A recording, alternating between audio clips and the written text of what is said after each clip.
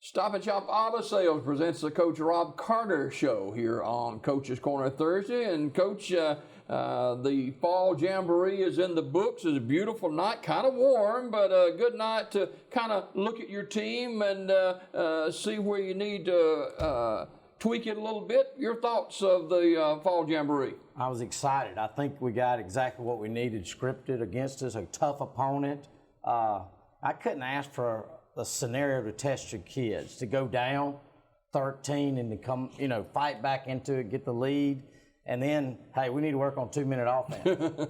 You get the ball on the 25 and you drive the length of the field and have an opportunity to win, in a half or that situation, you test the kids, how close they were going to get. Was there going to be pointing the finger when you're down 13-0?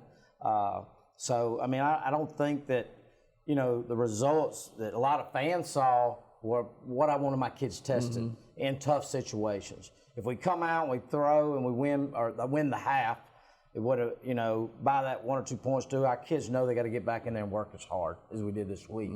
But I thought it was great for us. Like I said, we tested them. B.B. Comer has some excellent talent, good team. They're going to be very successful.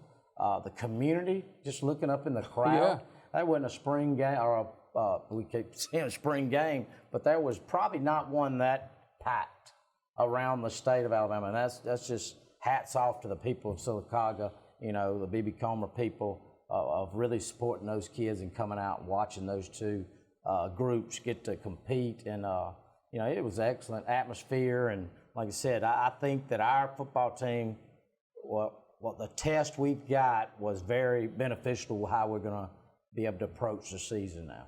You had some questions coming into the Fall Jamboree.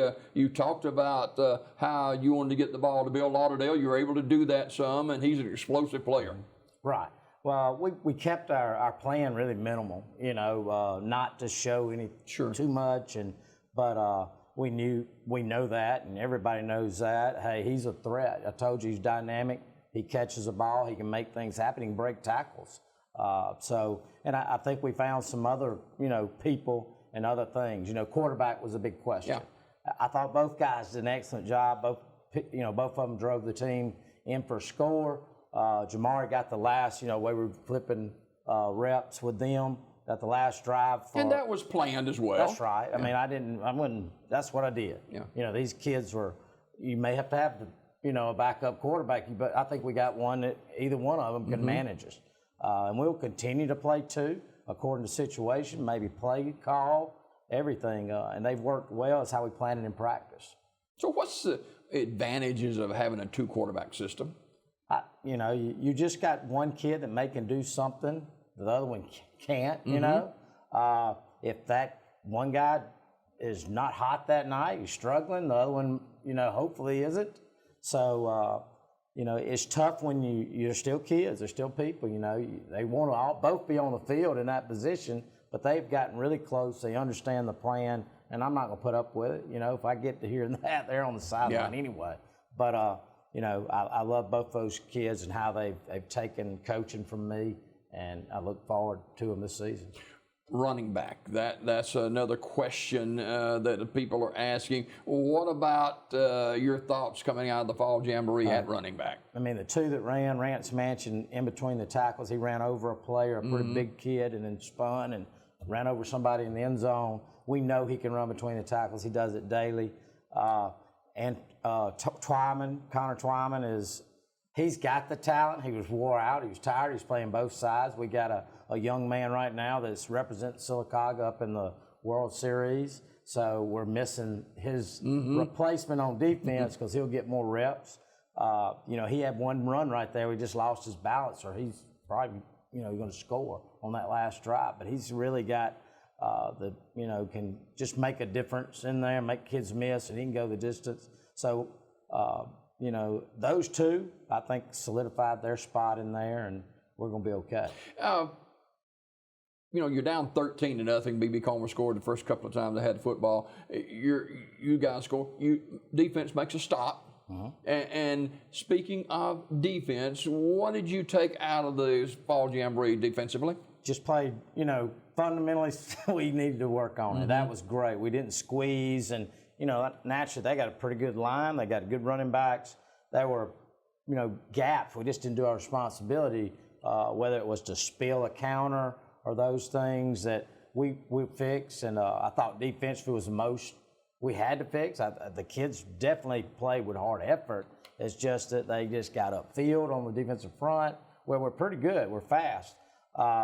And they exposed it, and we know what we got to do there. And we came, and they understood it too. When we got there on Sunday to watch film, we probably had 25 kids that we didn't ask to come, but they know we're there, so they showed up. That's really a coach's thing, right? That's right. As coaches, we're breaking down, the film and that sort of thing. But they came in, and we were able to get a jump start. They knew the mistakes they made. Yeah. So we've had an opportunity to work that. So, I love this group of kids. There's no doubt they want to be taught and coached the correct way, and they take coaching very well. With the fans that were there Friday night, both Sylacauga and BB Comer, a lot of people were there. It was almost like a regular season playoff atmosphere, especially late in that second quarter. You're driving the football, you got an opportunity to retake the lead. Is that something you can build on for the regular season? Absolutely. I mean, when you got that type of atmosphere, you're right. It sets for big games, and we want that support. But the kids were excited. I'm telling you, I went and watched a couple of the games that were played besides ours, and it was like a real practice. That's it. The enthusiasm wasn't there. That's a big difference, and I see it. That's probably one of the best atmospheres I've ever been around. I know it is in a spring game or in a scrimmage, inter-squad type deal where you're there you think you'll see coaches out on the field on other ones and doing this and doing that. And it was a game. That was perfect setup for us going into the season. Everybody came out healthy, and, it was just a great fundraiser, too. We split the gate, and it was a good gate. A lot of butts in the seats, That's right. And we need that, both teams do in our regular season. Well, speaking of regular season, 0 week is tomorrow night. Benjamin and Russell, they had their fall jamboree on Friday night last week against Madison Academy. And, us fans, we look at scores. We say, wow. They kicked Madison Academy, which Madison Academy has always had a great program, but that wasn't exactly how that worked down there. No, it's still a half. And then you look at the score, you'll see they did theirs a little different. The B team plays, or the younger kids usually play a quarter. In fact, they might have played a whole half, and they did most of the score. And I know Benjamin Russell scored on a long pass and then on a 4th and 1 situation, and it was 14-2. So that was what I see. That's the kids I'm going to compete against when I go over, or they come over here Friday night, will be that group. That's who I spend most of our time on. But, that's sort of what it was. The 14-2, they scored on that long pass, and then a fake punt or a 4th and 1 situation that looked kind of controversial. I know Coach Grider, and he called me, and they go for it on 4th and 1. It looked like the other team thought they were just going to punt, and they kind of just sat there and they scored. But Madison Academy is still good.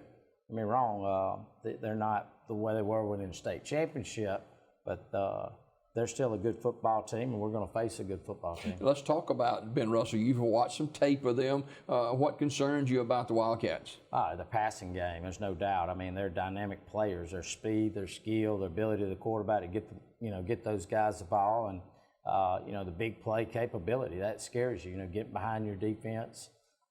We gotta do a good job of 3 and out and controlling the football, and because anytime they're one play from scoring, they get behind you and the quarterback connects with one of those dynamic receivers that run real well. So secondary play is on defense. We really got to play. And again, I thought the offensive front did a great job for us. And, being able to control the ball a little bit, we're in a high-paced, high-tempo offense. I mean, that fits us. We're in very good shape. It's not going to be a trick. I mean, Smitty knows that's what I do and I've done when I love what I've got back there, and we're in shape. We're going to go fast as we can so we can take the hands out of. They can't coach from the sideline. Sure. I mean, once we go fast and start getting things going, the defensive coaches are pretty much, they better do their work during the week. And that makes the defense have to think real quickly, quickly and stay in base. Yeah. And I think Coach Fawcett told you couldn't get lined up. A lot of it had to do because we were going fast. And we just, I told the team all year, I said, God, we're going to go extremely fast. Rich Rod does this and did this back in the day, who I studied, and I like the stuff he does offensively.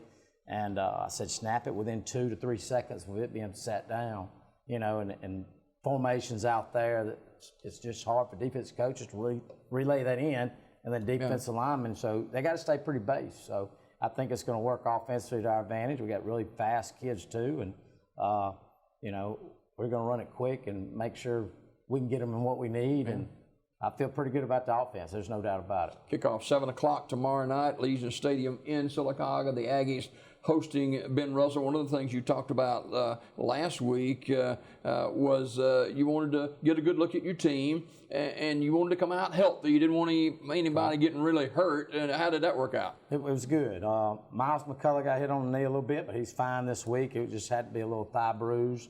Wasn't a knee issue or nothing, but we're 100% ready to go.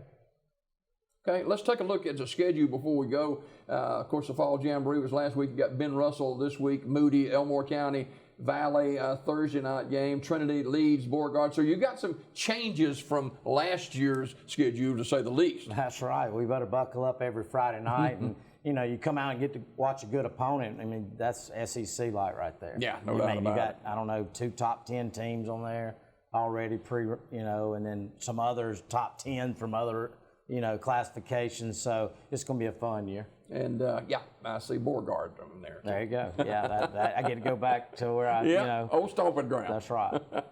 Coach Rob Carter, the head football coach at Sylacauga, as the Aggies host Benjamin Russell tomorrow night. Kickoff at 7 o'clock, and I guess they get the tickets on GoFan, right? That's right. Okay. The GoFan process, I think it's here to stay, guys. Yeah.